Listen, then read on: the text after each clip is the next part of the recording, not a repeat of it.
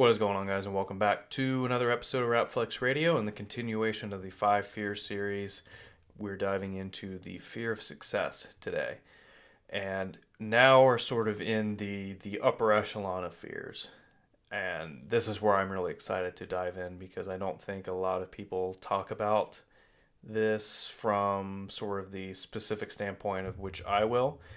And not that the other three fears are something that we need to gloss over or not think about, because I dedicated an entire episode to the fear of failure, the fear of other people's opinions, and the fear of rejection. We need to understand those in our lives, and we need to create plans to overcome those. But once we start going down the path, and you're putting in the time, you're putting in the effort, you have the discipline within it, which is an overused term, but really can't come up with anything better. You you you're now going to face some other difficulties, and that's really where the fear of success and next week fear of the truth comes into play. And that's where, like, as a coach, I'm probably working with people who already have some level of success in their lives. You, the listener, I'm sure you have a level of success, whether you've acknowledged it or not, that you've gotten to a certain point. And whether that's just time or you've actually hit a roadblock, I want to give you guys some tangible ways to think about success. Because I think we all have our different definitions, and some of my friends within the industry who are doing way, way much better than me will probably have a different definition, and in a couple years, I'm probably going to have a different definition of success. And I have a unique perspective about what success is, and I've made a good amount of money from working at the private golf club to going back to grad school and then basically being in quote unquote poverty and poor again. And now making a good amount, covering my base living, and I have a great life right now as far as the media side. So I've taken this sort of this dip and this resurgence from like a monetary aspect, but I've also been around the world's 1%, and I've seen, with the 3 years that I did work at the golf club, what success sort of looked like. And I also have friends who have 7-figure businesses and doing very well and building teams. And so I observe those things along with sort of my own experience within the level of success I've obtained so far and what I hope to achieve in the future. So let us get into what is success, and then we will go from there as far as funneling it down. So for me, success as a definition really is the achievement of desired aims or attains prosperity. And again, that is very subjective. Like, what my desired aim looks like is going to be a little different, a lot different than maybe you. Or attains prosperity. Well, what does prosperity mean? Does that mean 2 million in the bank? Does that mean 5 million? Does that mean you're making 60 grand and you're a freelancer and you get to travel the world? Like, you have to define what prosperity and your desired aim is for you to say, oh, I'm like this far away from it. And that's really where sort of the fear comes in if you don't establish that right offhand. And totally understand if you either have a lot of things in your way to possibly believing that those things can be achieved, and that's why I'm here, or you really haven't sat down and thought about it and said, we're like, using my talents, using my strengths, and using what I enjoy, where would I like to end up? And that's a lot where the vision comes in, but it's a lot where habits and routines and peak performance comes in too. And second, this flourishing or thriving status. And if you're listening to this podcast, you probably resonate with how I talk about struggles I've gone through or like success that I've gone through. And really, I think we know the difference between this internal feeling of this flourishing and this thriving feeling that we're making a difference in the world, and that things are growing, things are progressing, things are moving the way we want to, and it's an amazing feeling to set out an intention, and then it starts to go, and it's crazy. It really is, and there's a lot of science behind what is called the law of attraction. And don't want to dig too deep into that because I want to stay within the context of success and the fear of it.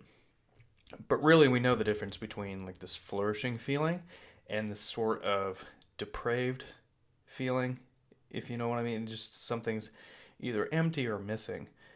And what we do to constantly feel like we're flourishing or thriving looks a little different to everybody else.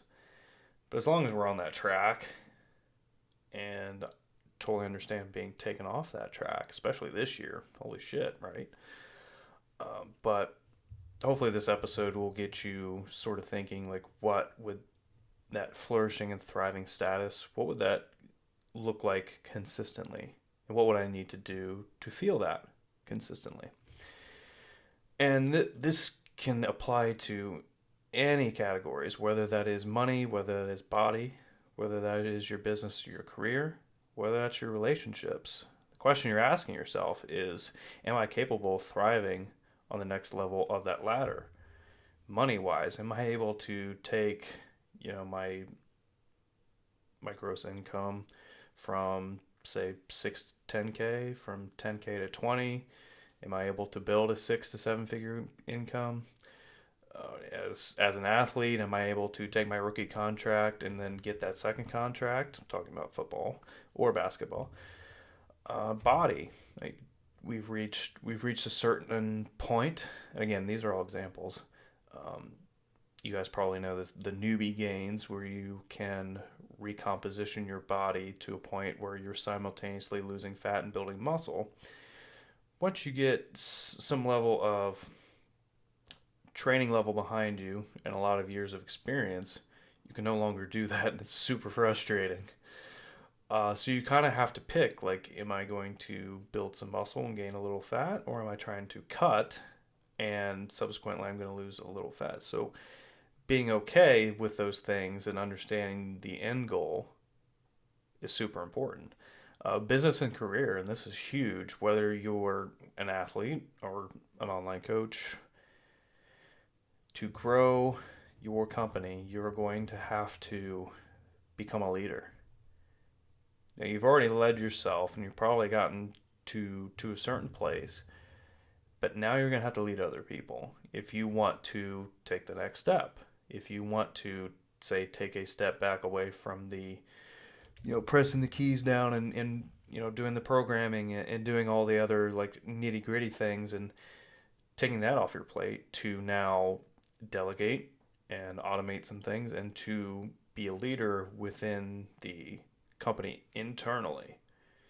And that's something that it's scary to hire someone, and it's scary to lead someone, because you have this feeling of, oh my God, I'm now like financially responsible for someone else's life, not just mine. Like, I could take that on, but it's like, okay, they have a family. Like, if I screw up, this is not only devastating to me, but it's going to be devastating to them. I really have to get my shit together. And within relationships, you go from, dating to engaged to married to wanting a thriving, consistent relationship, and that's going to take work as well. And you guys need to, you and your significant other sit down and say, like, what does a successful relationship or successful marriage look like? And those are just some examples of really what success is. Now, what I've seen with people when they struggle with this fear of success is expectations, absolutely. This lack of leadership values and the lack of actionable forethought. I'll explain that. But first, these expectations. With the increased skill set that we have, come with increased expectations. As I become a better speaker, I was actually asked to be on the IFCA's Inner Circle their first guest speaker to talk about the value of long form content and podcasting, sort of the or the media side of my company. And that was a thrill to do. And I was super excited to do it. I really think I nailed it. But with that, with the increased skill set of me understanding long form content, me understanding copywriting within podcasting, what it's able to do benefit wise for online coaches, and for me to articulate that in a way that I have grown to now do that, there's going to be increased expectations for me to now want to do this consistently for other coaches, and for me to now step on, stages or get this podcast out more, whatever that looks like. And that comes with some fear, because it's like, okay, what if I hit a ceiling? Like, no matter what I do, no matter who I learn from, what if I just can't get any better talent wise? And that's something that I completely understand being fearful of. And I'll have an action plan here at the end to explain how to get over that, because I really don't think any of us have a true ceiling. Tim Grover said this best to me. It was, there's no floor, there's no ceiling. So there's just you. And you are responsible and in control of what that looks like. Second, it's this lack of leadership values, and they haven't established how you intend to lead, along with some systems and procedures within. This is more, online coaching, but you haven't thought about like how you want to lead, or what those steps would look like, what meetings would look like, and how you would lead, because it's very easy to grind at home and like lead by example, quote unquote, from that aspect. But when you go to hire someone else, you need to be the leader, not only within yourself, but you need to be communicating, especially if you have an online business. I've seen the good and bad of what good communication looks like and what bad communication looks like, from that standpoint of working virtually. And honestly, I think this is something that's just going to grow, and A, popularity, and B, just it makes too much sense. Why limit yourself to only the people surrounding you as far as hiring? So it's just a lack of sort of leadership values and understanding like how you best lead, understanding who you're leading and how they best are led. And that takes a lot of forethought, which I'm getting into now. It's like not taking action and learning about the next step. I have a book on my shelf called Angel, and it's all about angel investing.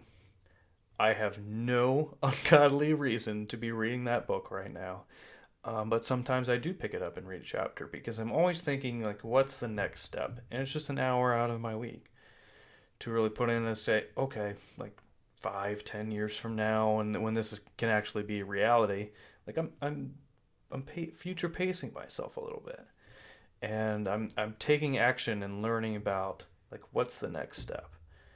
What's it, leadership books, Peter Drucker, I have, Jack Welch, Winning. Like, start to think about these things, like how am I going to lead, like even if it's virtual assistants, or how do I best lead my clients. So these are the things like now that I'm thinking about, because I've seen where most coaches go from like where I am to what the next step is to quote unquote ultimate. And I saw that with the golf club too that I worked at. I was a beverage manager. There was the assistant GM, and then there was the GM. And the reason I left was because I looked at both of their lives and said, oh, hell no. And really that has to do with this theory within The Big Leap by Gay Hendricks. And for me, this definition was taken from kind of my own perception of how he talked about it. But it's really uses guilt as a self-sabotaging mechanism in our lives to not reach our zone of excellence and zone of genius. What does that look like? Guilt is, well, there's so many less fortunate people than me. I'm doing okay. I'm just going to continue keep doing what I'm doing. And that's a lot of comparison, right? That's not a perfect example, but I think that comes into a lot of people's minds, especially this year. You see the unemployment rate and you're still doing well and you kind of feel guilty. It's almost not, survivor's guilt is the extreme because yes, people have died.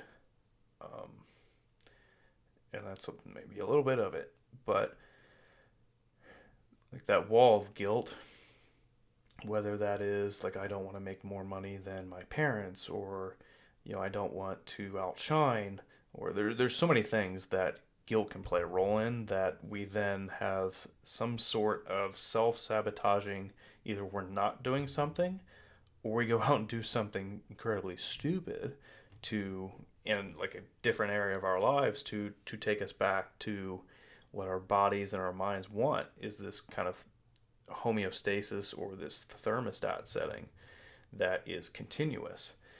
And our zone of excellence and our zone of genius is really where our strengths and our talents and what we really, really enjoy doing all come to the peak. And that's really where we can leverage like our dollar to hour, whatever that looks like, that number, and to continuously grow that exponentially, because I think that sounds like success to me. When you're able to maximize monetary gain while doing the things that you're good at, that you enjoy doing it, and that you have some sort of natural talent of that. Again, that's subjective and that's how I see it. But really, the goal of this episode is for you to understand that success comes with new expectations and pressure. It's going to come with new people. It's going to come with new responsibilities. It's going to pull at complacency because you'll reach a certain, comfortable status. And good to great is painful. Feeling like a fraud. And this is kind of where like that other people's opinions comes in. Like, yeah, I was able to do this amount, but if I take another step and I go speak on stage, or if I try and write a book, or that comes into like the next level of expectation. And this fear of finishing, which if 2020 can be wrapped up in one thing that I've done wrong, it would be this like not finishing anything. And that's just something I'm working on. I know that about myself. It's from a mental conditioning standpoint.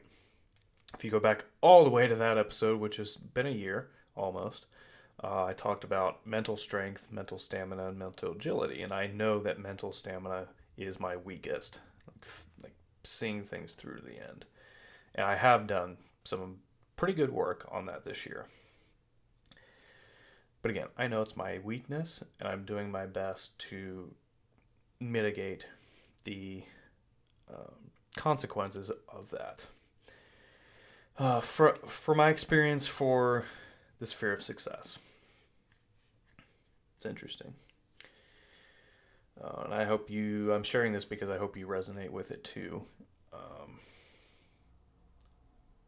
As an Enneagram 4, we fear insignificance in our lives. And this deep desire to feel significant pushed me to a point where I am today.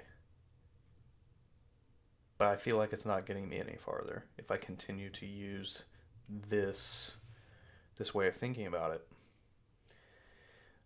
Because I kind of feel like I either needed some quote unquote rest, or I need some sort of new sort of push to do like the next level work.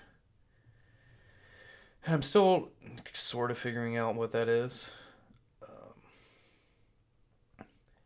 And a lot of it is sort of my vision and helping people and getting out of my own head and feeling this growth and contribution again. But when you've been doing this a year, you see some success, and frankly, I just got overwhelmed. Um, Sort of June, July, August, and that can play a huge part in it too. If you don't kind of, I had good forethought of like if A grows or B grows, what is that going to look like? And do I have that time? Do I have that attention? Do I have that energy? And for the most part, yes, but there was a lot of things I wasn't doing. And it was this overwhelming feeling that I wanted to get so many things done this year. And to pile on top of that, I don't know if you felt this way, but COVID really made things feel very real. And I'm 29, gonna turn 30 here next year, early next year. And my own mortality sort of crept into my conscious thoughts a lot. And it was tough, to be completely honest, because I do have patience. I am like fairly good on getting better at doing the things that need to be done in order to get to where I want to go. But this feeling of like I'm gonna put in all this effort and like something's gonna happen where like I'm not gonna be able to fulfill all the things I wanted to do was tough. And things have calmed down now. And I've started to understand the RPE of my own stress and my own stress management. For those who don't know, RPE to measure kind of exercise intensity is incredibly popular. And I'm thinking, I wonder if I can make this like you need to have a level of self awareness to understand this, but like I've definitely become better at understanding my own stress and what adds to it and what I need to do from like an action standpoint and a thought standpoint to lessen it and get it to a place where I can move forward. So I do have this fear of success and like I want to do all these things, but it was this overwhelming feeling too. And if you felt that way at all this year or before that, I think this action plan is really going to help you. So, 5 ways to overcome the fear of success. A is bulletproof your environment, people and things. I think few friends that and I've made some good friends this year. Some I have sought out, and then some not random, but I do thank them for being there for me when I needed them. But as you continue to grow, as you continue to see success, you're going to have more and more people come into your life because you've attracted that, and you need to understand like what are your standards for people, what are your standards for your environment, and like I finally have my kitchen clean. Like that is a standard that I want, and if I'm going to be more and more successful, like things need to be in a certain place and things need to be systemized, and I need to not worry about the little things so I can worry about the big things. And that's really what bulletproofing your environment is. It's surrounding yourself, in your own home and with people that is going to push the needle forward, and not surround yourself with people who would enable the average behavior. Second is accountability slash coaching. If you were given a map and said, like, this is where I want to go, this is the map, and all I have to do is go from here to the X, and that's going to cost you money. Would you do it? I know I have, and I've seen like tremendous success for doing that. For me, like it's best to learn from someone who's actually done the thing that you want to do, and to not listen to too many people within that area, because that can be super overwhelming. Again, it's like, oh, I want to create this email campaign, but Amy talked about this and Brendan talked about this, but Russell Brunson talked about this, and then you have all these things where then that leads to overwhelm, and then you don't get anything out. And that's really where this coaching and like following one path, testing it, and then sort of diverting, maybe using some different things. But yeah, again, accountability slash coaching is going to get you to that next level of achievement or success, and they can tell you like, I dealt with this, this, and this, and I'm going to show you how to overcome that so you don't have to deal with it. So 3 is self-appreciation and receive appreciation. You've gotten to a certain level of success, no matter probably what you do, either your teammates or your clients are thanking you for what you do, or you're getting some sort of recognition.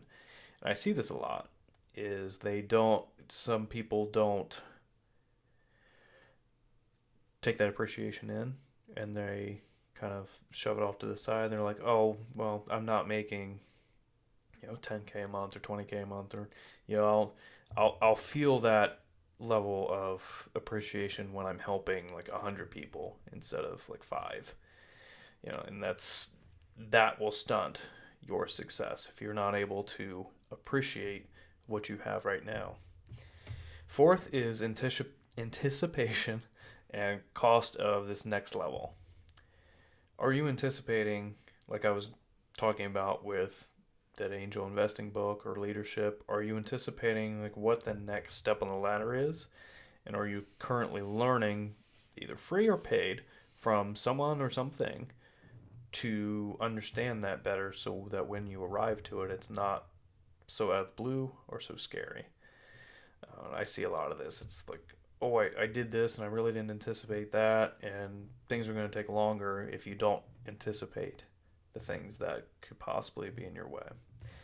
And 5th is recognize past experiences as success. And that's going to allow you to take the next step, because you can tell yourself, okay, like I want to reach this milestone. I started here. I started at 0. I got to this point. With time, with effort, with intentionality, I will be able to get to that place, because I've gotten to my current space now. So hopefully those 5 ways at least help you to understand like what you can start doing to mitigate the fear of success. And I have 3 rules for success. Are you doing what you love? And that's going to eliminate a lot of people.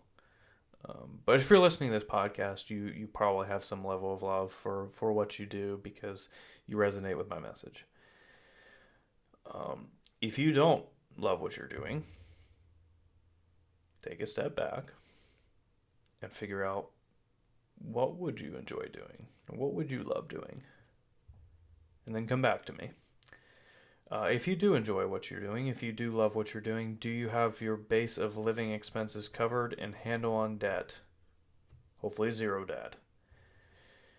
What I see is like there's so much fear of like not taking the step necessary to start your own business or to reach the next level of success, because you're so worried about your finances. And it's completely understandable. And I was there, a couple months ago, and I'm just now at a point where I feel really good and can, that's not a block. It's not something I'm constantly thinking about.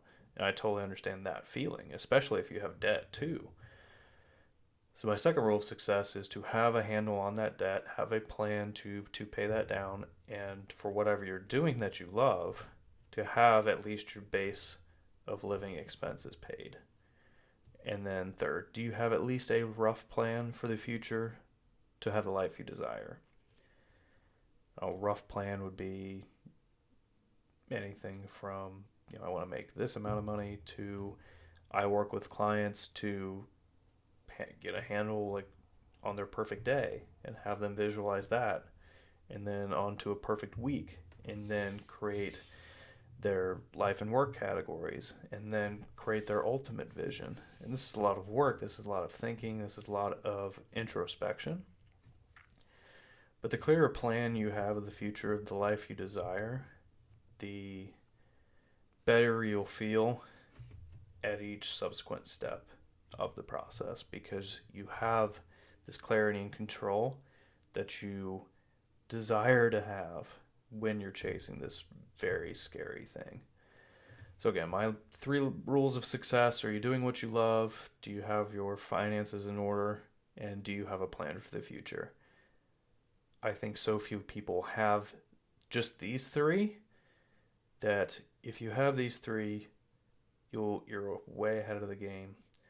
And if you take the the lessons that I teach within this core, or within this podcast, within Rapflex Performance, honestly, you'll just need to be aggressively patient, as Ed Milat talks about, and you will get there.